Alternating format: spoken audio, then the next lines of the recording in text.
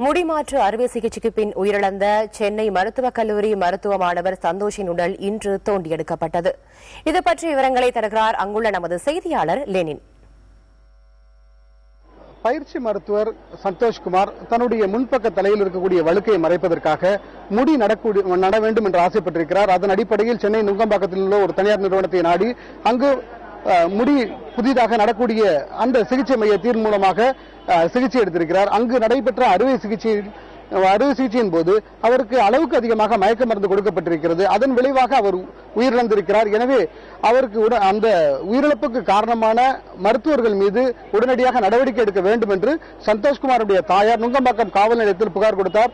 அந்த புகாரின் அடிப்படையில் வழக்கு பதிவு செய்யப்பட்டிருந்தது.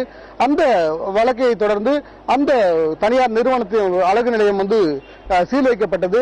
அதன் தொடர்ச்சியாக இன்று திருச்சியில் இருக்கக்கூடிய அந்த சந்தோஷனுடைய உடல் புதைக்கப்பட்ட அந்த கல்லறை தோட்டத்தில் அந்த பிரேதமானது மீண்டும் தோண்டி எடுக்கப்பட்டு பிரேத பரிசோதனை என்பது நடைபெற்றது. இந்த பிரேத பரிசோதனை போது நுங்கம்பாக்கம் காவல் நிலையத்தினுடைய ஆய்வாளர் சிதம்பரம் பாரதி, அதேபோல திருச்சி அரசு பொது மருத்துவனுடைய மருத்துவர் சரவணகுமார், வட்டாட்சியர் சிவசங்கரன் உள்ளிட்டோர் உடனிருந்தார்கள்.